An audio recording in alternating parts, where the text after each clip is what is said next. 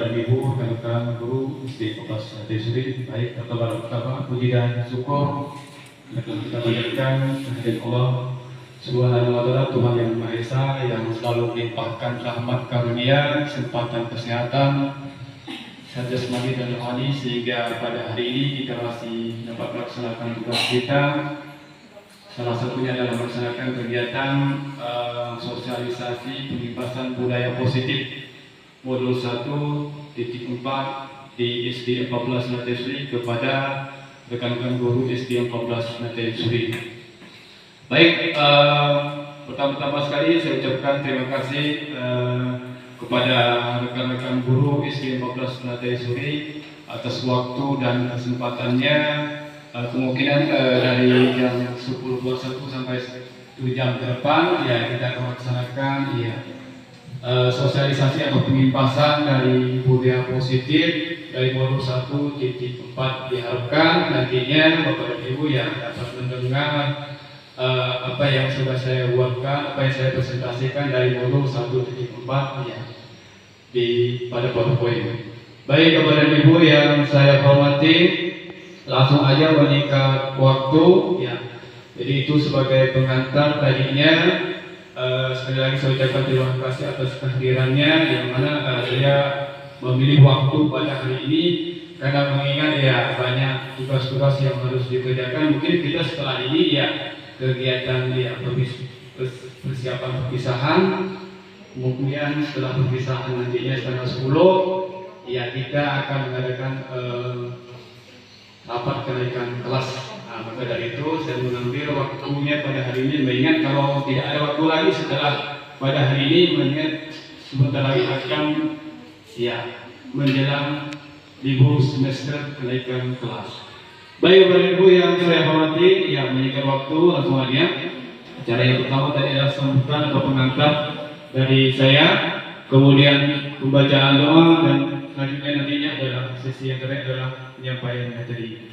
Baik, untuk kelancaran dan kemudahan kegiatan kita pada hari ini, ya alangkah lebih baiknya kita ya berdoa. Untuk pembacaan doa dimohon kepada Pak Effendi Siswanto untuk membaca doa kita pada hari ini. Kepada Pak Effendi Siswanto dipersilakan. Terima kasih kepada Bapak Kepala Sekolah telah memberikan kesempatan kepada saya untuk memandu doa pada kesempatan ini. Bapak Ibu yang saya hormati, marilah kita awali dengan acara ini dengan berdoa kepada Allah Subhanahu wa Ta'ala. Semoga Allah Subhanahu wa Ta'ala memberikan kemudahan dan kelancaran kepada kita serta ilmu yang bermanfaat. Bismillahirrahmanirrahim. Sadaqallahul aliyyil azim, sadaqar rasulul habibul karim. Dzalika minasyahirin wasyakirin, alhamdulillahi rabbil alamin. Alhamdulillahi rabbil alamin, wassalatu wassalamu ala asrofil anbiya'i wal mursalin wa ala alihi wa sahbihi ajma'in. Allahumma salli ala sayyidina Muhammadin lima sabaqa wa nasiril haqqi bil haqqi wal hadi ila siratikal mustaqim. Allahumma la sahla illa ma ja'altahu sahla wa anta taj'alul hazna idza syi'ta sahla. Allahumma arina al-haqqa haqqan warzuqna ittiba'ahu wa arina al-batila batilan warzuqna ijtinabah. Allahumma afina fi badana, Allahumma afina fi basarina, Allahumma afina fi sam'ina, Allahumma afina fi qulubina, la ilaha illa anta subhanaka inna kunna minadh dhalimin. Inna anta alaihim min an-nabiyyin wasiddiqin wa syuhada'i was-salihin wa hasuna ulaika rafiqa. Dzalika fadlun minallahi wa kafaa billahi alima. Rabbana atina fid dunya hasanah wa fil akhirati hasanah wa qina adzabannar. Alhamdulillahi rabbil alamin. Terima kasih. Baik, terima kasih ya para Effendi Siswanto sudah memberikan doa. Semoga apa yang dibacakan tadi ya tercapainya munajat kita, ya impian kita, doa kita, yang semua kita selalu memberikan kesehatan, keberkahan dan ilmu yang bermanfaat bagi kita semua. Baik, terima kasih Pak Effendi Siswanto ya telah membacakan doa. Sambil santai Bapak dan Ibu ya, sambil ya silakan ya sambil minum, sambil menikmati suasana, silakan. Langsung aja kita ke ini pada hari ini saya akan menyampaikan bagian dari tugas, ya, bagian dari tugas itu untuk aksi nyata dari modul 1.4 yang mana ya saya diwajibkan ya mengumpulkan tugas, wajib mempresentasikan kepada kawan-kawan semua, iya, dalam bentuk dari modul 1.4 yang sudah kami pelajari pada hari ini. Sebenarnya banyak ya aksi nyata yang belum saya buat, jadi aksi nyata yang ini wajib ya sebelum disampaikan ya tidak bisa lanjut ke materi berikutnya dalam kegiatan guru penggerak ya. Jadi guru penggerak ini Bapak dan Ibu juga nantinya ya bisa juga nantinya mengikuti kegiatan ini, yang mana ini adalah banyak sekali manfaatnya ya. Gunanya adalah ya memperkaya, meningkatkan SDM kita, menambah wawasan pengetahuan kita khususnya di ya sekolah dasar. Maka dari itu kalau bagi saya mungkin kegiatan ini nantinya ya sebagai ya SIM, surat izin memimpin. Nah, jadi sekarang itu ini sebagai syarat untuk menjadi kepala sekolah yang harus ada SIM sebagai guru penggerak. Dan misalnya kalau di sekolah tersebut tidak ada SIM guru penggerak, ya bisa juga dari kawan-kawan yang sudah memenuhi syarat ya pangkat 3B, 3C dan 3D, kemudian sudah sertifikasi. Tapi kalau misalnya di sekolah tersebut masih ada guru penggerak, mau tidak mau ya mungkin ya dipimpin oleh seorang guru penggerak, karena itu sebagai SIM kita untuk memimpin. Dan juga harapan nantinya ya khususnya dalam menyampaikan SDM yang ada pada diri kita. Maka dari itu ya intinya belajar dan terus belajar. Baik Bapak dan Ibu yang saya hormati, apa yang kita pelajari ini adalah tentang budaya positif. Saya mau bertanya kepada Bapak dan Ibu terkait dengan budaya positif. Budaya positif itu adalah nilai kebiasaan yang sering kita lakukan, atau keyakinan yang sering kita lakukan, kebiasaan atau tradisi yang sering kita lakukan. Saya mau tanya kebiasaan budaya positif yang ada di ya, biasanya kan siswa itu sebelum memulai pelajaran setelah berdoa ada deklarasinya yang tepuk hebat ya, tepuk semangat ya, itu budayanya. Mungkin yang lain lagi ada yang mau nambahkan? Bu Vika? Mungkin pada saat di luar sekolah pun mereka berpapasan mengucapkan salam dan doa. Iya, terima kasih Bu Maida. Iya. Semuanya ya punya kesempatan. Jadi kan merdeka belajar, merdeka bebas memberikan tanggapan. Pas. Ya, belum merasa ini budaya positif yang sering kita lakukan. Macam berdoa, mulai pelajaran itu termasuk juga budaya positif. Senyum, sapa, salam, menegur dan menyapa. Iya, menyampaikan kepada anak peserta didik kita untuk selalu menegur dan menyapa juga masuk budaya positif. Peduli lingkungan juga budaya positif. Kegiatan lainnya misalnya apa lagi? Bersalaman dengan guru, baca doa, jadi juga budaya positif. Nah, jadi budaya positif ini ya karena kita belum tahu tentang itu sudah masuk budaya positif atau belum. Maka dari ini salah satu dari imbas dari kegiatan budaya positif.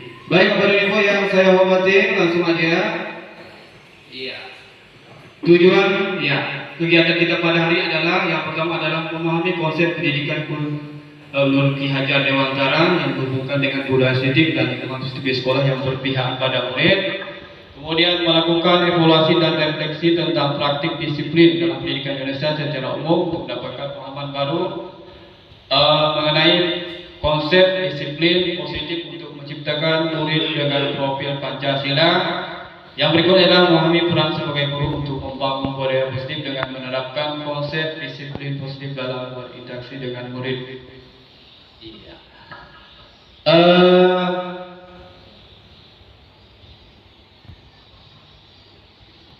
Bapak ingin menampilkan sebuah cerita pendek, nanti minta tanggapannya setelah video ini berakhir. Ya, silakan intinya disimak kawan-kawan.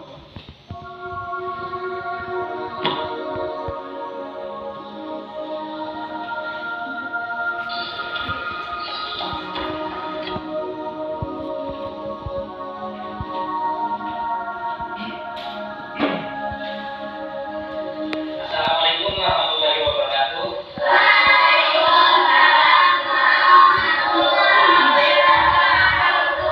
Makasih anak-anak. Kalian tahu kenapa Bapak ambil jam pertama di kelas ini? Bapak ingin melatih kedisiplinan kalian. Tahu belum peraturan Bapak seperti apa? Belum tahu? Kasih tahu ya. Bapak tidak akan memulai pelajaran kalau masih ada guru Bapak yang terlambat. Kenapa? Masih ada yang terlambat? Tidak mana? Bapak tidak akan memulai pelajaran sebelum Ina, sini kamu. Kenapa kamu terlambat? Kebiasaan kamu, Nam. Gara-gara kamu, kita terlambat belajar, tahu? Maksudnya, Pak?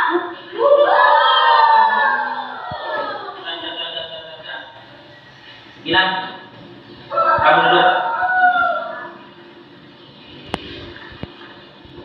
Tapi ingat, jangan sampai terlambat lagi. Kalau sampai kamu terlambat lagi, Bapak benar-benar tidak akan memulai pelajaran. Paham?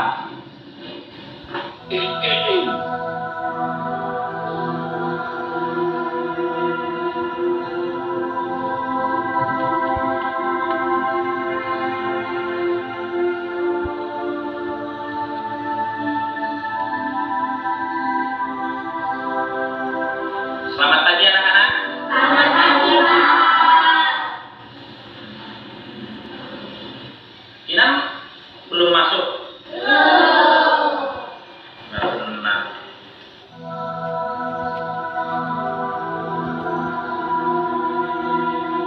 Kenapa Bapak terapkan disiplin? Itu agar kalian nanti di SMP, SMA seterusnya agar bisa tepat waktu. Paham kalian? Harus bantu. Assalamualaikum. Waalaikumsalam. Sini kamu.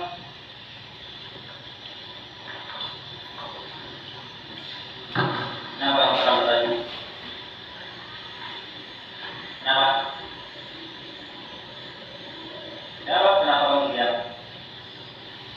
Bapak kan sudah bilang, kamu jangan terlambat lagi. Kasihan teman-teman kamu. Tinggal belajar gara-gara kamu. Kenapa kamu terlambat? Sudah, tidak usah tanya alasan. Sekarang kamu berdiri di depan kelas, tunggu sampai pelajaran. Kamu boleh ikut pelajaran Bapak, tapi kamu berdiri di depan. Jadi bisa. Saya percepat ya.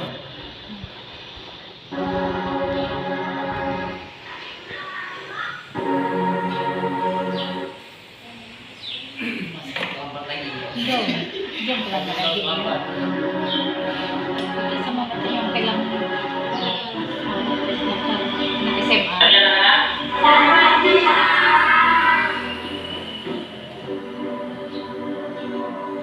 bilang, ayo bawa ke depan.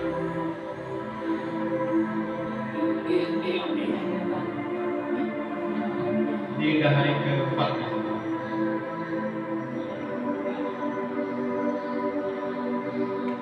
Kenapa, Pak? Saya kan nggak terlambat. Karena maknya udah meninggal SMA. Teman-teman sekelas kamu tertinggal pelajaran Bapak. Sama nanti anak SMA. Malam ya, Pak. Mau? Dan setiap hari kamu selalu terlambat. Hari kemarin kamu tidak masuk. Kenapa? Jam. Coba jelaskan. Maafin saya, teman-teman. Gara-gara saya, kalian tidak belajar. Hari pertama, saya terlambat karena ayah saya jatuh di kalangan.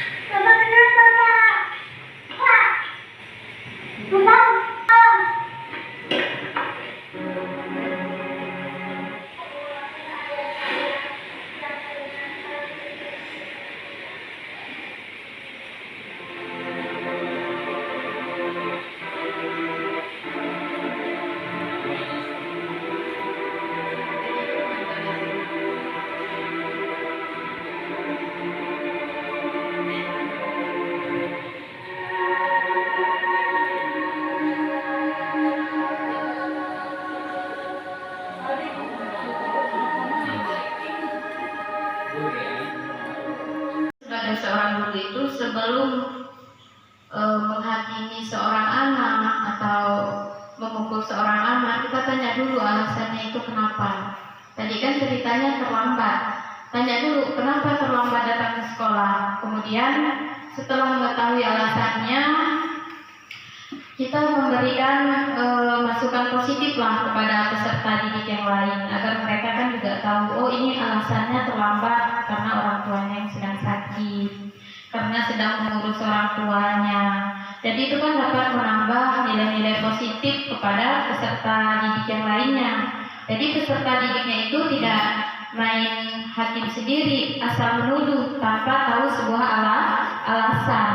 Nah nanti siapa yang bertanya alasannya? Ya kita sebagai seorang guru. Nah, kenapa terlambat datang ke sekolah hari ini?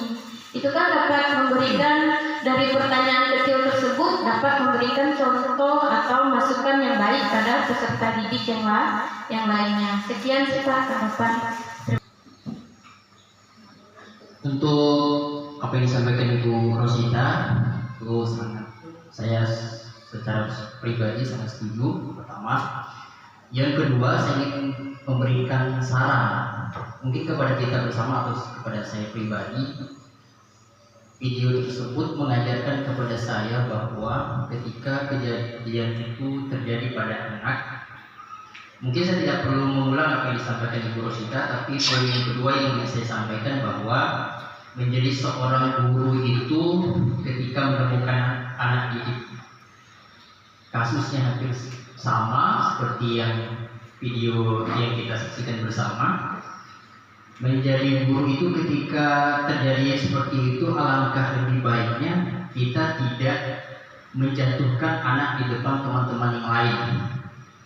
Nah, padahal guru tersebut tidak tahu permasalahan yang terjadi pada anak kenapa bisa terlambat. Itu poin satu yang perlu menjadi evaluasi mungkin bagi saya pribadi. Yang kedua, alangkah lebih baiknya supaya tidak terjadi pembulian yang besar-besaran dan berkelanjutan. Ketika kita menemukan anak yang demikian, lebih baik kita panggil secara face to face atau pribadi atau one by one kata bahasanya gitu kan. Nah, jadi artinya persepsi anak tidak buyar, tidak kemana-mana, sehingga jangan sampai di sekolah atau di kelasnya membuli temannya yang kita saksikan tadi. Itu akibat mungkin dari cara guru menyampaikan, cara guru menanggapi dan merespon anak didik yang terlambat tadi. Nah, itu menurut saya Pak, artinya secara pribadi lebih baiknya dipanggil gitu.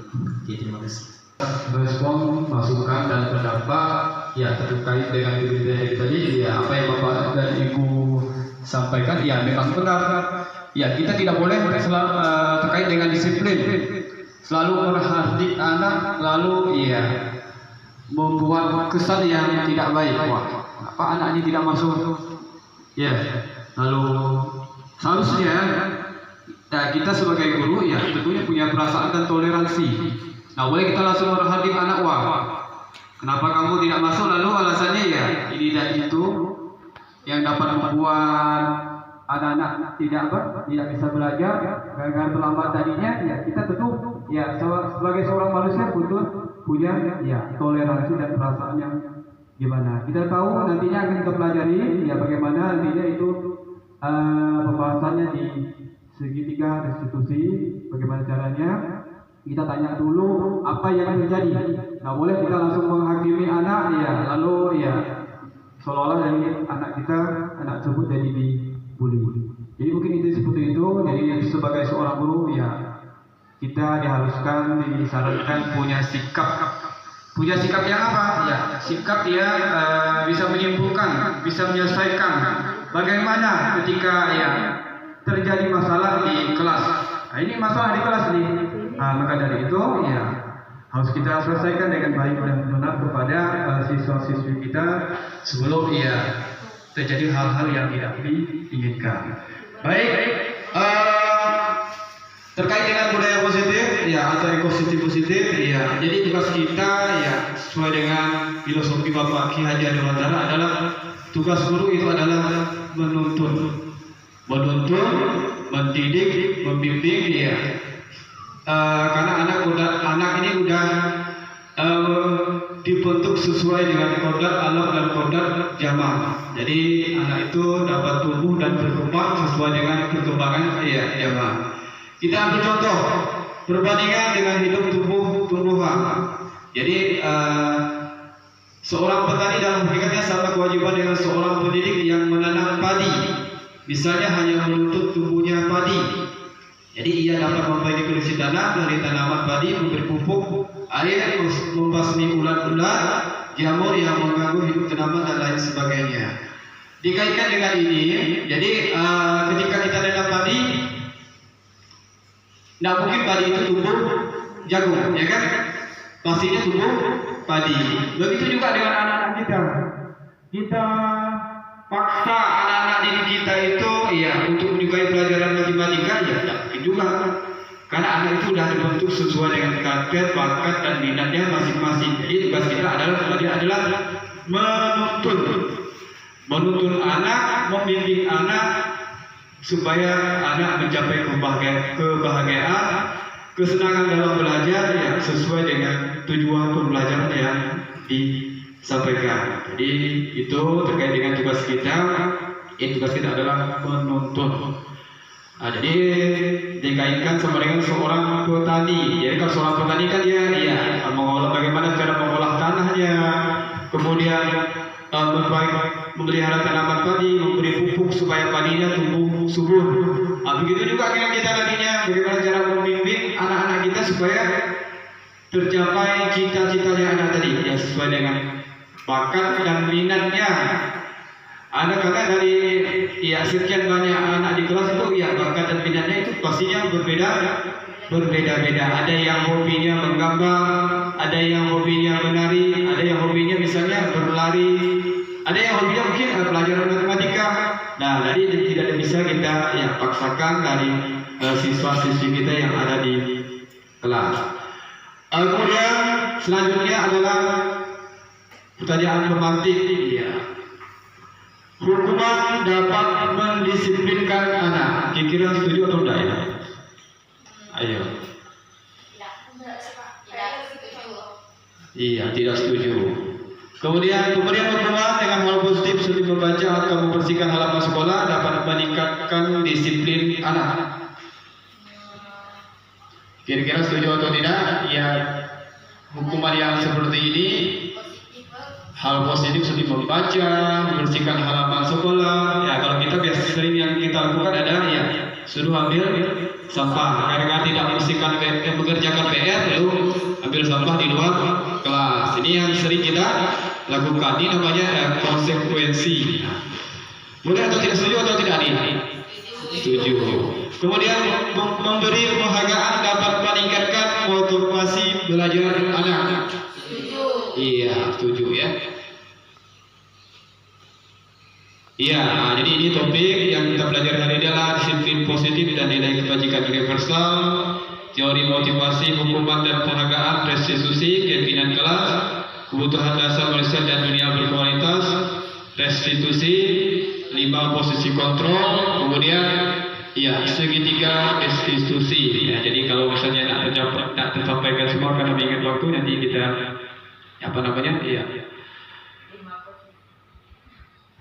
Yang pertama adalah disiplin positif dan nilai-nilai kebajikan universal. Ini perubahan paradigma kegiatan kepala tangan A dan B, ada A dan B, Anda dan teman Anda.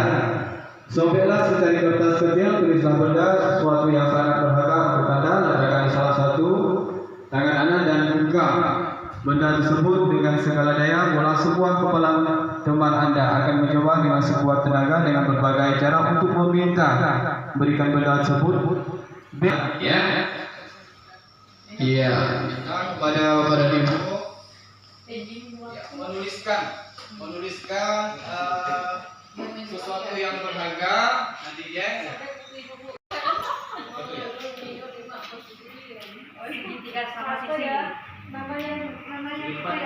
Muhammad. Iya. Nanti ada pemain peran ya.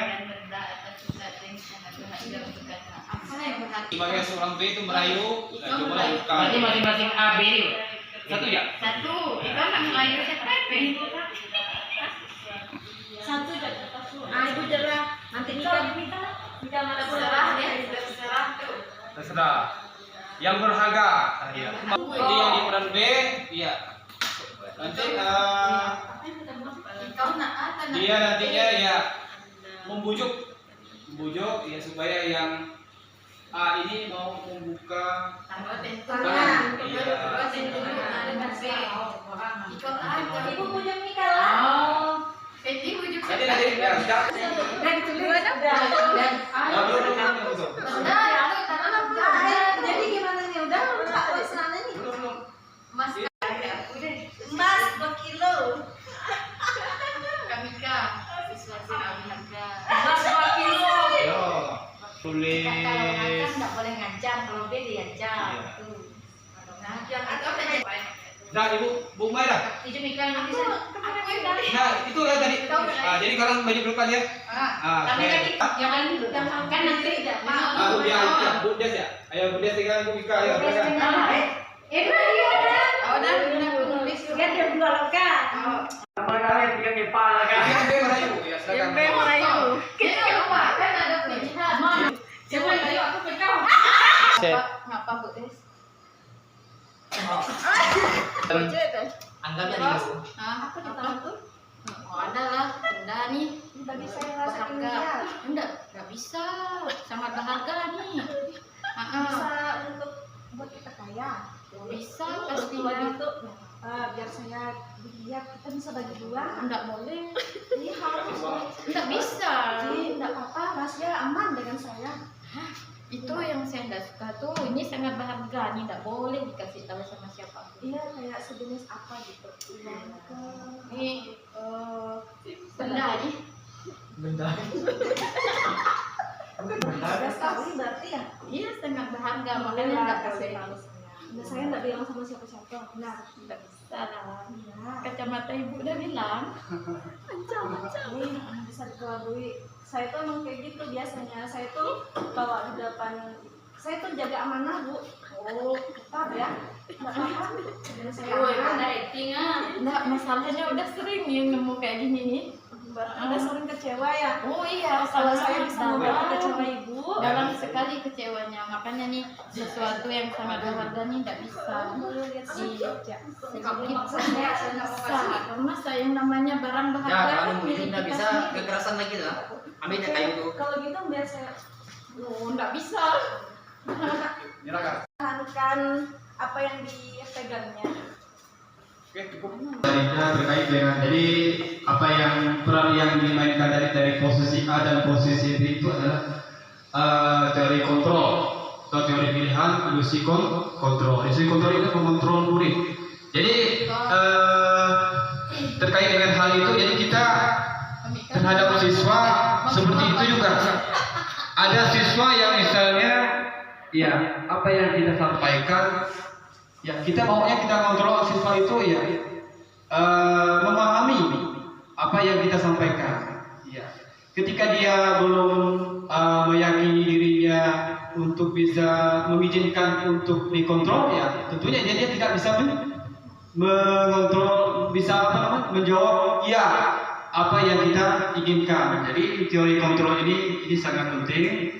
Maka dari itu ya di kontrol ada yang anak itu ya mudah dikontrol dan ada anak juga yang tidak bisa dikontrol. Terkait dengan peran tadi ya, Bu Mika dan Bu Ros, ya Bu Mika ya maksa-maksa ingin membuka supaya Bu Ros membuka ya genggaman tangannya apa yang ada di situ. Biar mau dikasih masker, mau dikasih apa, Bu Ros pun tetap tidak mau. Jadi ini ilusi kontrol, artinya Bu Ros memang yakin terhadap dirinya tidak mau membuka.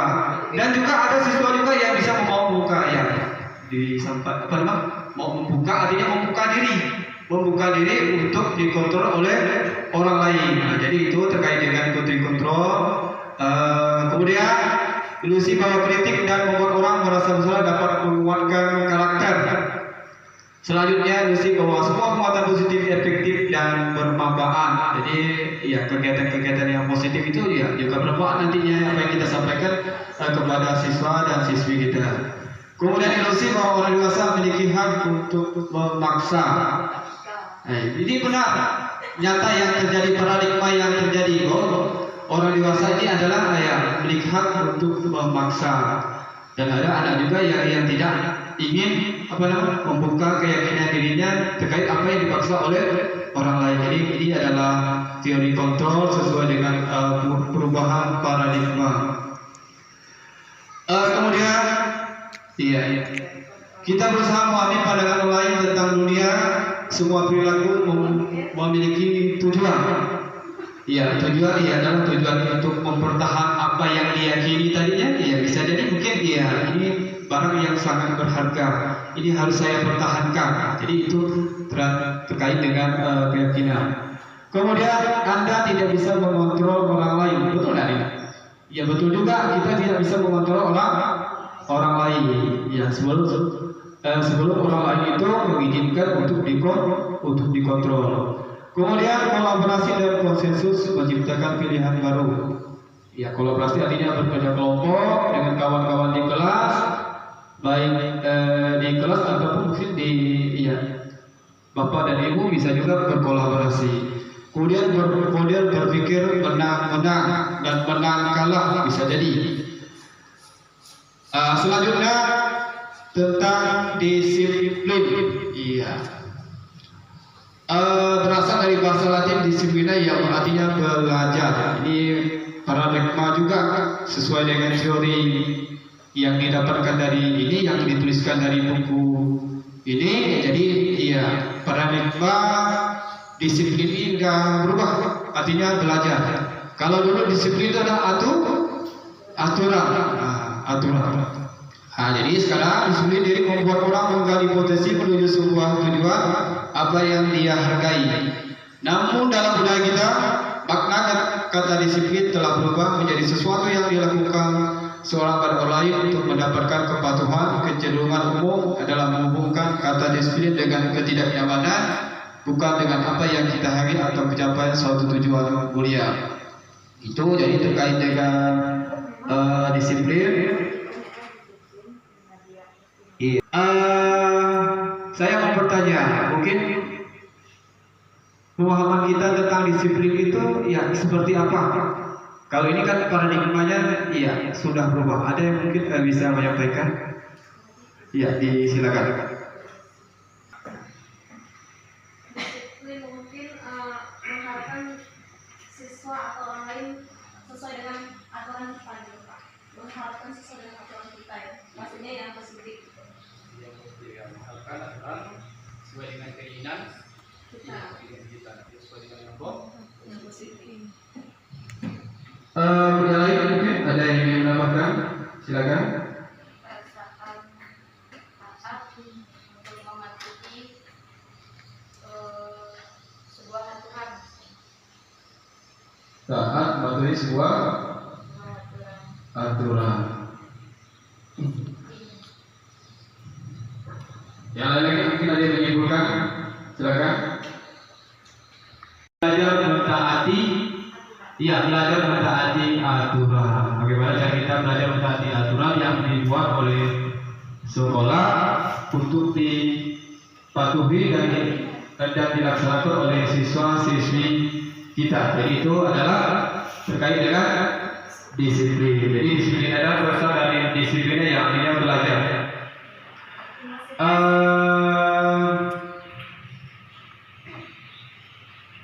Terkait dengan disiplin, di sekolah kita misalnya, kalau kita terapkan itu kepada siswa-siswi kita, setuju atau tidak? Setuju. Karena belajar mentaati, belajar mentaati aturan. Bukan hanya misalnya datang ke sekolah tepat waktu, tapi juga aturan di dalam, belajar mentaati aturan di dalam kelas. Jadi itu bisa kita laksanakan baik di luar kelas ataupun di dalam kelas. Kemudian nilai-nilai kebajikan universal. Iya, jadi di sini sudah tertulis sifat positif manusia bertujuan mulia yang ingin dicapai oleh setiap individu. Kemudian di situ adalah nilai-nilai kebajikan dikenal dengan prinsip Pancasila, beriman, bertakwa kepada Tuhan yang Maha Esa. Ini sering juga kita lakukan. Iya, berdoa, iya, menyuruh Anda kegiatan hafalan surah-surah pendek. Kemudian apa lagi ya? Bentuk dari beriman dan bertakwa apa ini? Sholat bisa juga. Apa lagi? Puasa.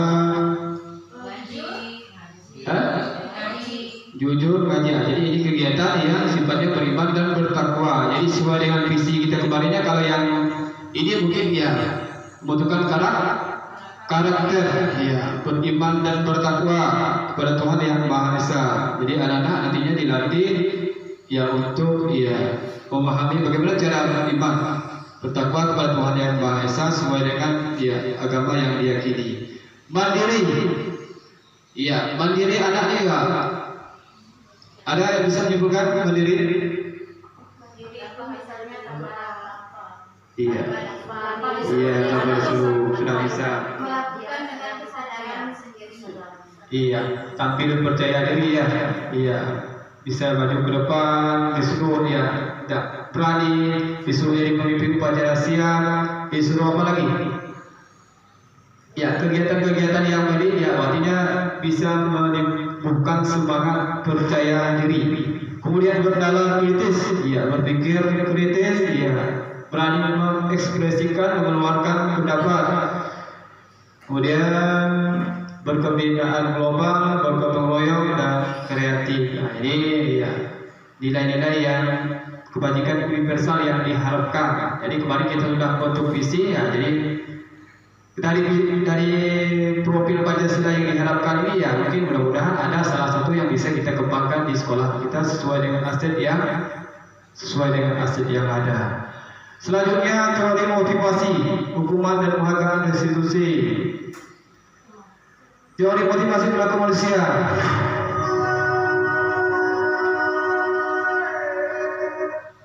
Ya. Teori motivasi untuk menghindari ketidaknyamanan, hukuman apa yang tadi apabila saya tidak melakukan. Untuk menghindari ketidaknyamanan, hukuman apa yang tadi apabila saya tidak melakukan. Ini adalah motivasi apa? Eksternal. Motivasi dari luar. Jadi biasa anak ini takut melakukan hal-hal.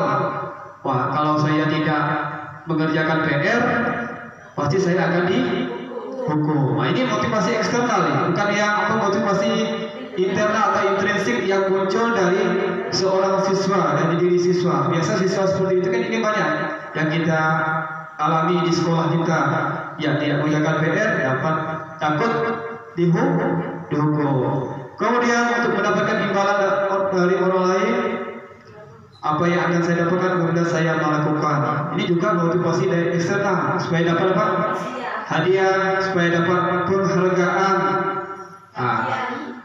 Kemudian ya untuk menghargai diri sendiri, saya akan menjadi orang seperti apabila saya melakukan. Ya, memiliki sikap seperti ini.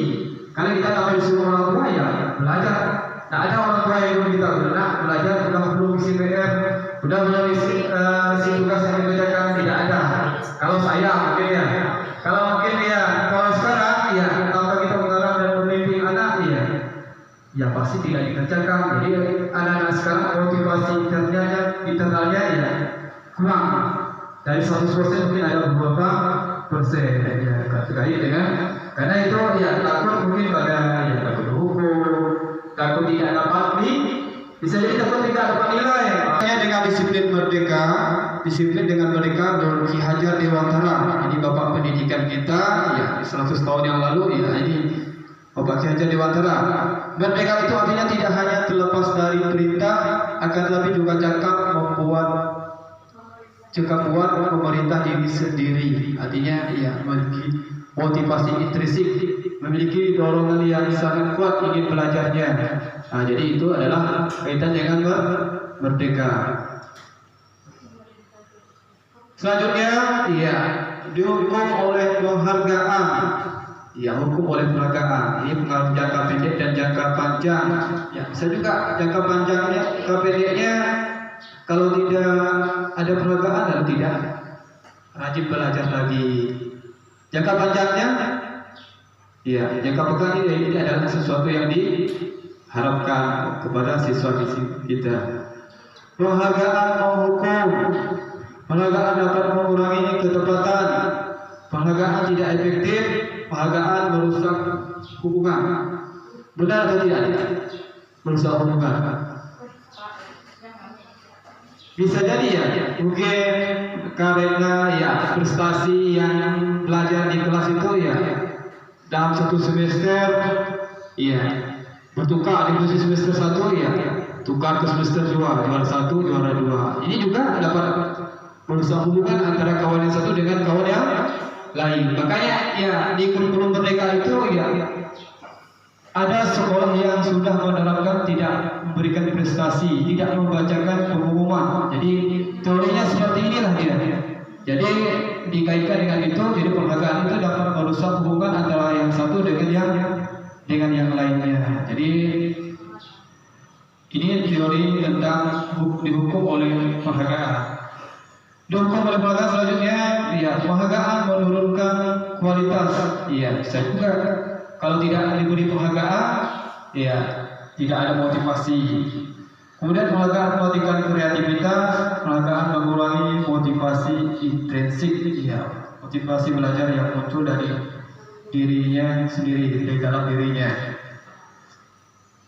Kemudian untuk program kebajikan, ya melakukan secara khusus, melakukan secara pribadi pada semua murid, ya masuk konsisten dan fokus pada proses. Ya, contoh pengakuan atau apresiasi kebajikan pembuka kemarin saya perhatikan. Kemudian perasaan empati besar sekali, situasi pada saat menolong murid satu kelas, pada saat menolong murid baru di kelas kita. Selanjutnya saya menghargai kemudian yang kebajikan peduli. Situasinya pada saat kamu membantu teman-temanmu tugas di kelompok. Pembuka, terima kasih untuk ya nilai kebajikannya adalah ada rasa tanggung jawab. Kemudian ya pada saat mengukur kertas yang diserahkan di lantai. Ini tugas perbedaan hukuman dan konsekuensi tindakan guru. Kira-kira mencatat 100 kali dalam buku kalimat, saya tidak akan terlambat lagi karena terlambat. Ini termasuk hukuman atau konsekuensi kira-kira? Baik. Mencatat 100 kali di dalam buku kalimat. Ayo. Lari mengelilingi lapangan basket 2 kali. 8 hari di sekolah. Dia apa? Kalau konsekuensi, ya perlu dipahami konsekuensi itu adalah, konsekuensi adalah sesuatu yang harus segera dilaksanakan. Ya, konsekuensinya apa? Ya semua yang harus dikerjakan. Iya, konsekuensinya apa? Kalau hukuman ya hukuman. Kalau mencatat 100 kali dalam buku kalimat, saya tidak akan terlambat lagi karena terlambat sekolah. 100 kali dalam buku kalimat. Hukuman ya? Iya. Lari mengelilingi lapangan basket 2 kali terlambat hadir di sekolah.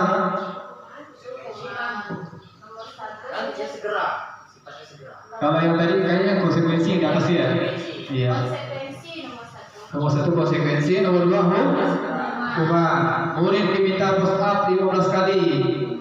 Hukuman mengganti kertas tugas teman yang telah dicoret-coret. Konsekuensi.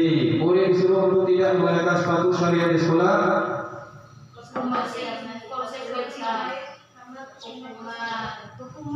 Hukuman. Ayo. Hukuman. Konsekuensi kan akibat yang akan kita timbul. Iya, lari mengelilingi lapangan basket 2 kali. Karena terlambat 10 menit untuk belajar di yoga, yang di yoga. Ini konsekuensi atau hukuman?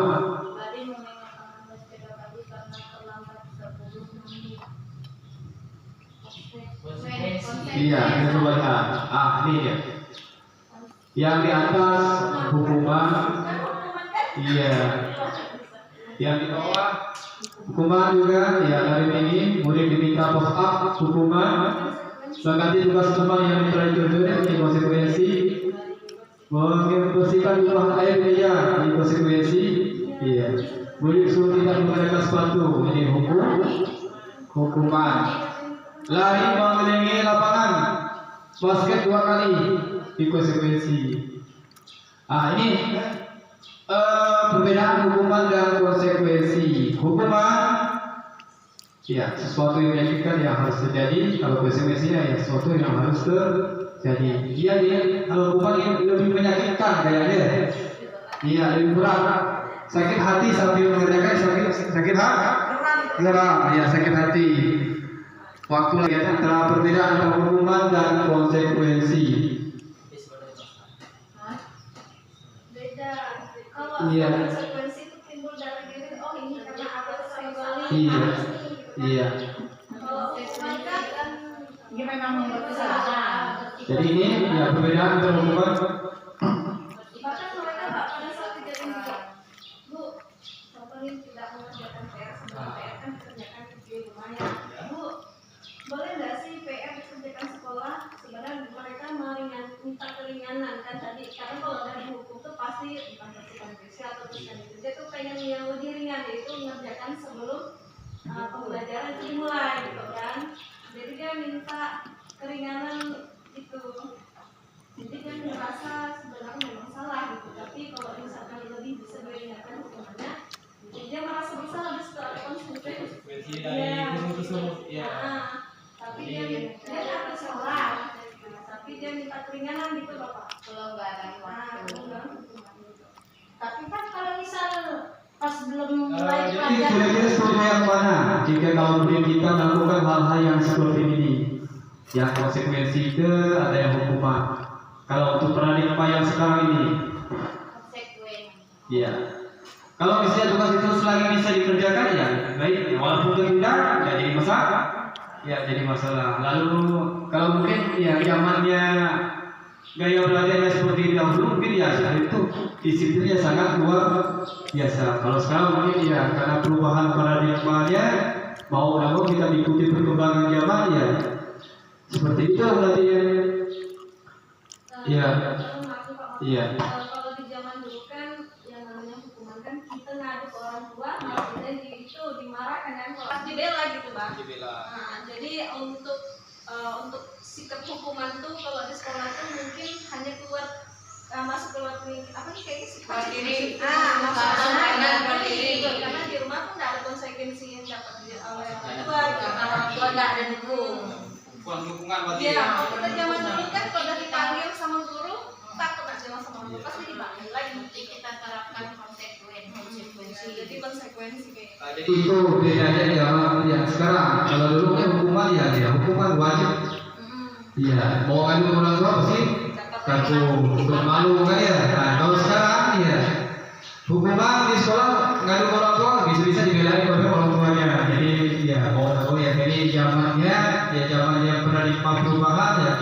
Jadi kita diikuti perkembangan zaman. Selagi tugas itu bisa dikerjakan ya kita beri konsekuensi yang sebaik-baiknya supaya siswa ya tercapainya tujuan belajar yang kita inginkan. Jadi kalau misalnya siswa tidak menjaga ya arahkan semampunya seperti apa supaya ya tetap mengerjakan. Jadi tidak ada namanya hukuman yang menyakiti jadinya. Selanjutnya keyakinan kelas. Kalau dulu namanya peraturan kelas, ya sekarang keyakinan kelas. Keyakinan kelas, ya ini biasa dibuat oleh wali kelas. Nah, mengapa tidak peraturan saja? Mengapa harus keyakinan kelas? Mengapa kita memiliki peraturan harus menggunakan helm bisa mengendarai roda 2? Nah ini perubahan paradigmanya. Tapi kalau keyakinan muncul dari dalam diri seseorang. Ya, ketika kita tidak menggunakan helm, kita yakin wah takut jatuh. Tapi kalau peraturan ya takut rahasia. Ini masih belum yakin rasanya. Kemudian maka kita memiliki peraturan 3M menggunakan masker tentunya ya. Pastinya menggunakan masker. Tapi kalau ada peraturan, terpaksa aja banyak manfaatnya. Mengapa kita menggunakan masker ya? Supaya tidak terhindar dari debu, terhindar dari penyakit dan lain-lain. Itu.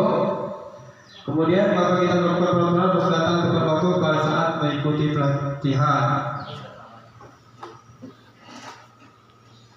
Nah, jadi ini lingkaran budaya positifnya. Kalau dulu peraturan kelas, keyakinan positif turunannya. Jadi menegur, menyapa, berdoa, bertanggung jawab, ini juga bisa nantinya kita laksanakan di sekolah kita. Ini namanya instruksinya yang muncul dari dalam diri. Nah ini dia. Yang mana merupakan keyakinan kelas, mengapa? Kesepakatan kelas, datang tepat waktu, ucapkan salam, menjaga kebersihan sekolah, berdoa sebelum dan sesudah kegiatan, aktif dalam kegiatan pelajaran. Kesepakatan kelas, kami guru dan murid saling menyayangi.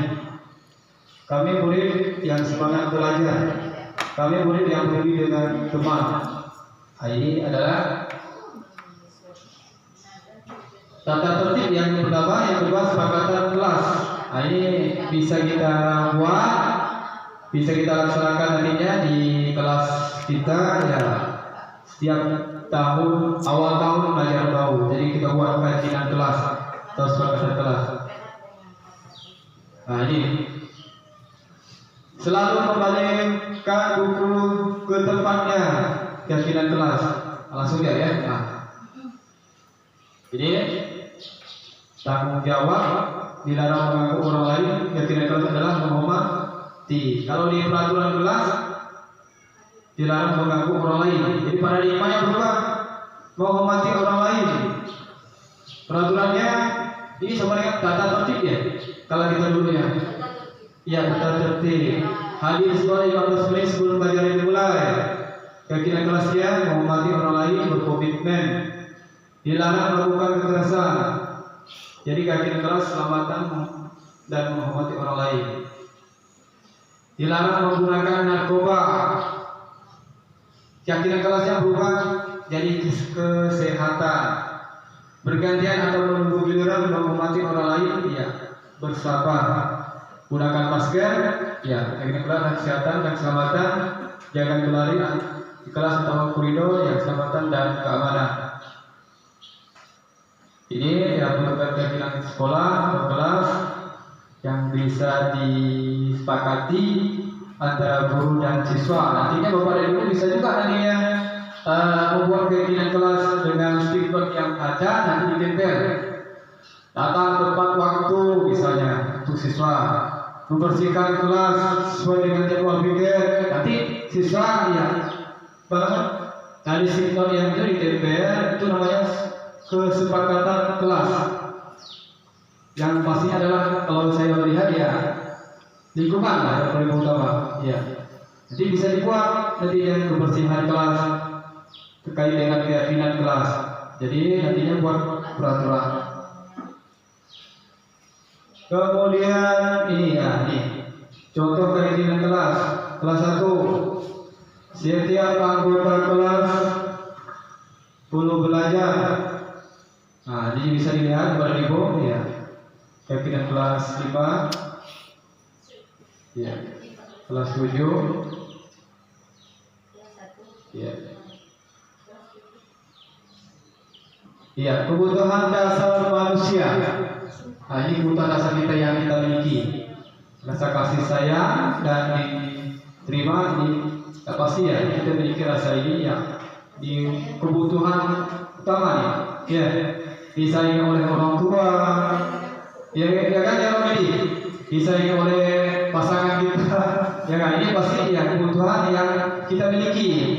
Kemudian penguasaan terhadap ya. Kemudian kesenangan, ya. Kemudian kebebasan dan bertahan hidup. Ini adalah kebutuhan dasar manusia yang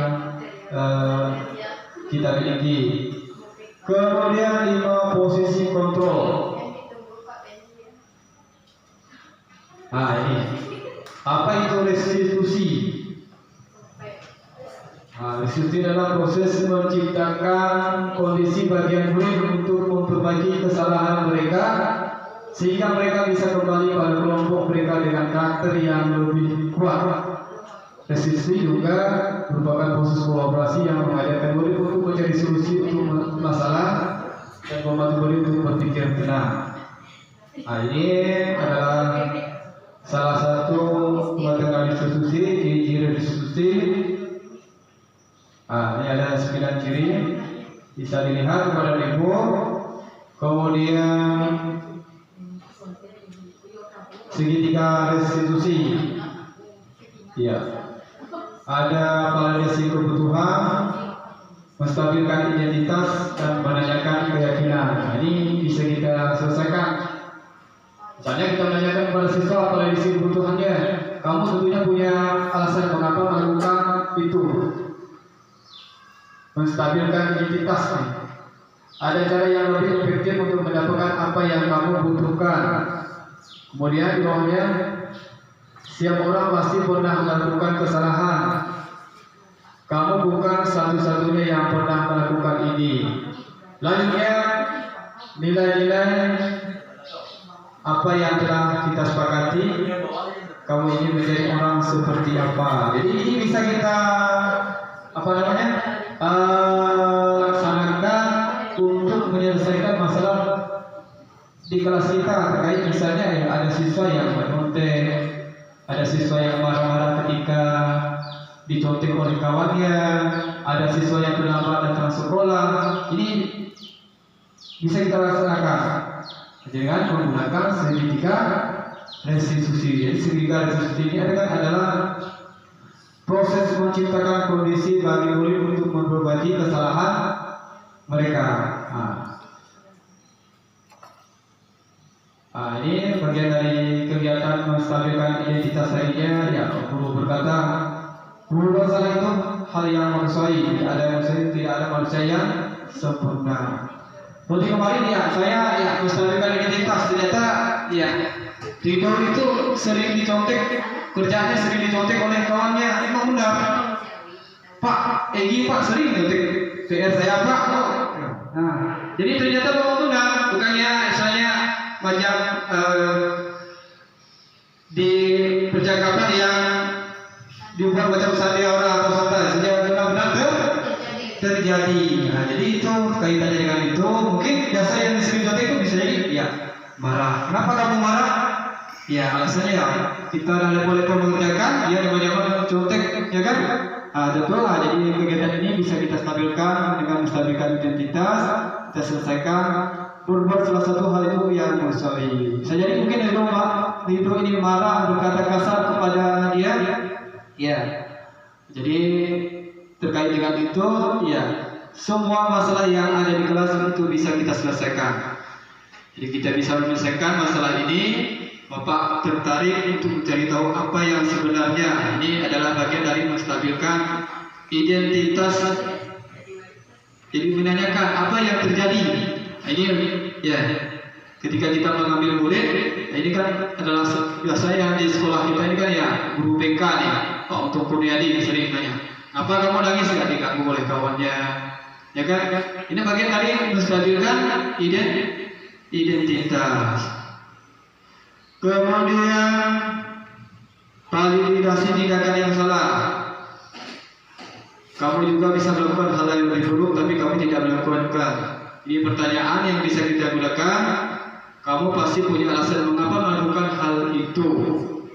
Misalnya alasan datang terlambat datang ke sekolah, atau misalnya alasan tidak piket kelas bulan 3 kali ini, bisa juga dimulakan segitiga resolusi.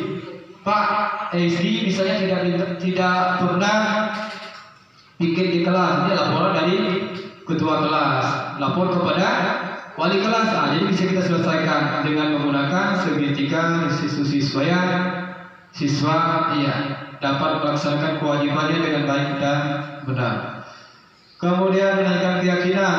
Ini tadinya keyakinan yang sudah kita sepakati di kelas, apa yang kita percaya di kelas, sekolah kita nilai-nilai universalnya Kemudian kelas yang ideal itu seperti apa sih? Kamu ingin menjadi anak seperti apa?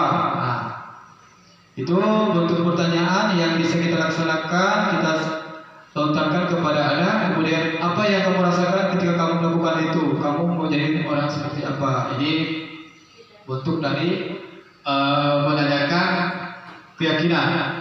Selanjutnya, iya, refleksi. Nah, coba kita lihat.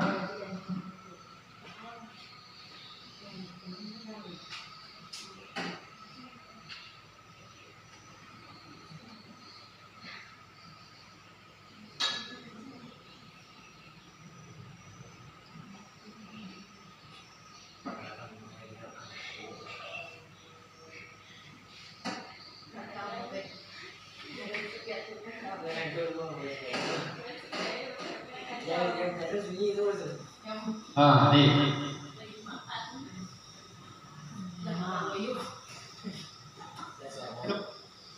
Saya sedang malas belajar, Pak. Saya tidak tahu mau melakukan apa lagi.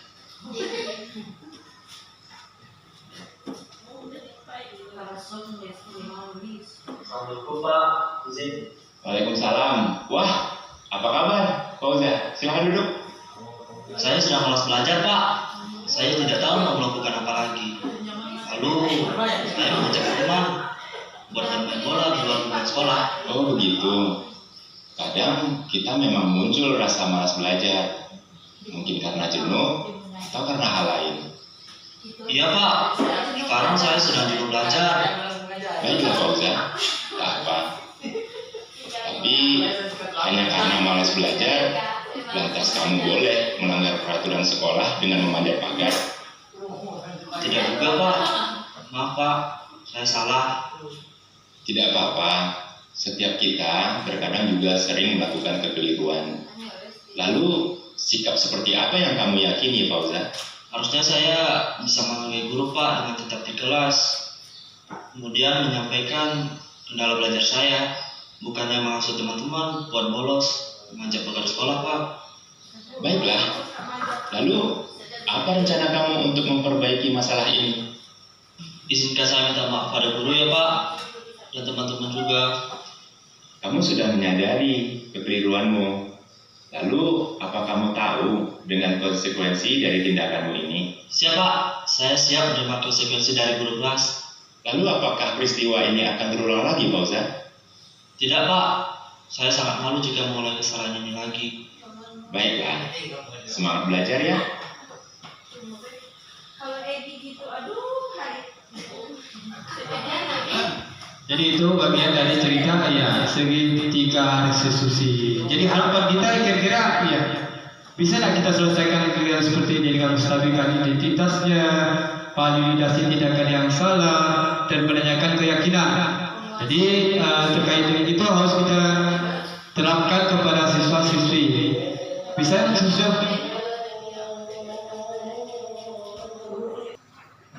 Kali tiga apa yang kita sampaikan tadi, ya sebelum kita akhirin, ya kita flashbacking dulu.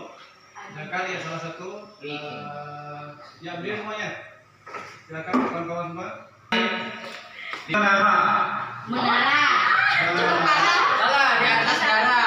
Di atas menara. Menaranya di mana? Di atas. Menari. Di atas menara. Marina. Menari di atas menara. Marina menari di atas menara. Marina menari di atas menara. Marina menari di atas menara. Marina menari di atas menara. Marina menari di atas menara. Marina menari di atas menara. Ya, tepuk tangan. Terima kasih. Ayo sampai Sekali lagi saya ucapkan terima kasih atas waktu dan kesempatannya apa yang sudah kita pelajari pada hari ini. Hal baru sebagai refleksinya, hal baru apa yang mengubah paradigma saya yang saya dapatkan. Sehingga siapa yang bisa menyimpulkan sebagai refleksi apa yang kita pelajari pada hari ini. Silakan. Saya Pak. Iya. Tadi kan membicarakan tentang disiplin.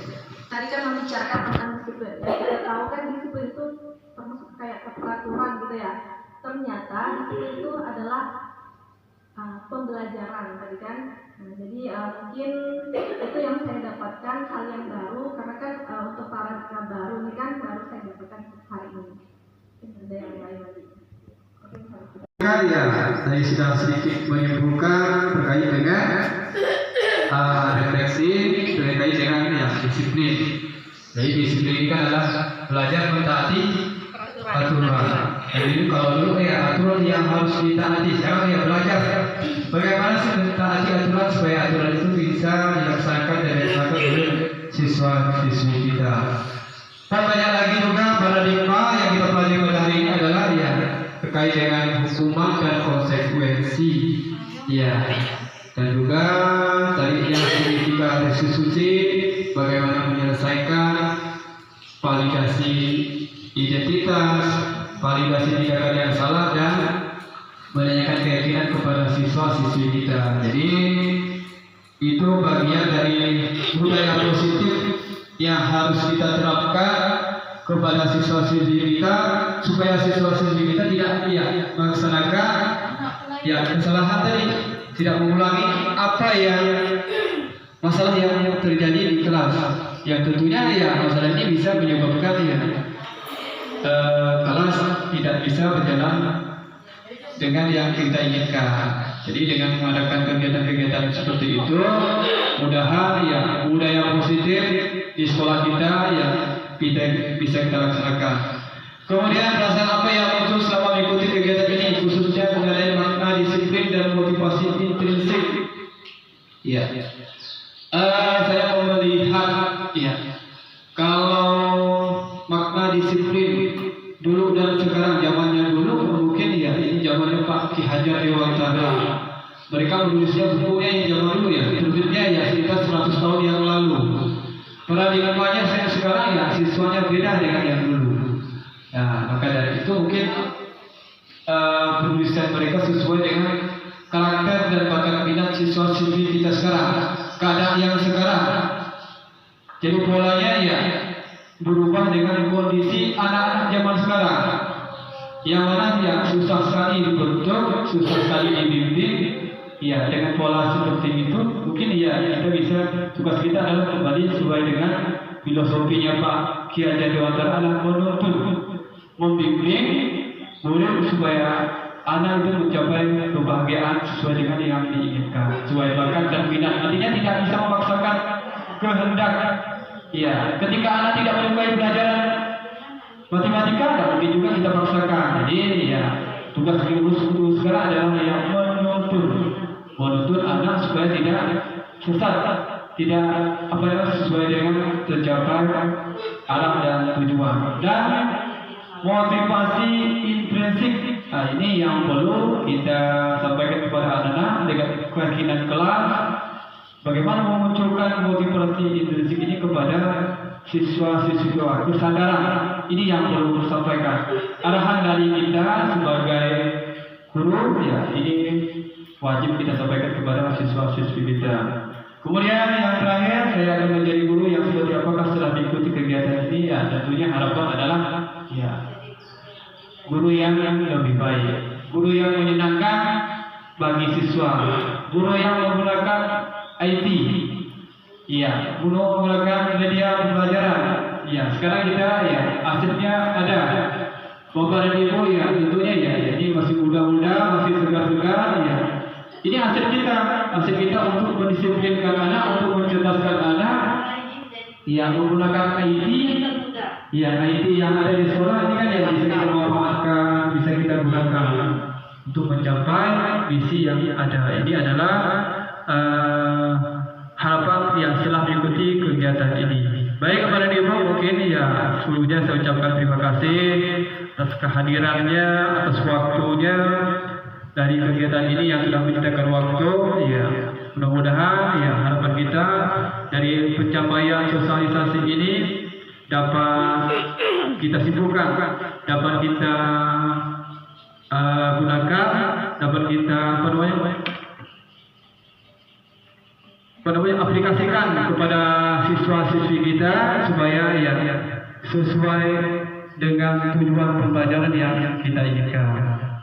Baik pada Ibu yang saya hormati, demikian ya sosialisasi peribahasa budaya positif ya mudah-mudahan bermanfaat kepada Bapak dan Ibu dan dapat dilaksanakan di kelas nantinya, khususnya di tahun ajaran baru berkait dengan ya nilai-nilai budaya positif, kebiasaan kelas, budaya lingkungan. Nah, ini perlu kita terapkan supaya anak-anak kita ini tadinya ketika disuruh baru mau melakukan. Ini juga bagian dari keyakinan kelas. Nah, karena itu ini bisa kita buat kesepakatan kelasnya ya, membuang ambil sampah atau tiket kelas tepat waktu. Ini kan bagian dari keyakinan kelas. Kalau tidak yakin, makanya anak-anak sekarang yang belajar yang tidak tiket, datang terlambat, ya tidak ingat dengan apa kewajiban yang harus dilaksanakan. Baik, mungkin itu saja yang dapat saya sampaikan. Kurang lebihnya mohon maaf. Sekali lagi saya ucapkan terima kasih atas kehadirannya. Akhir kata wabillahi taufiq wal hidayah. Wassalamualaikum warahmatullahi wabarakatuh.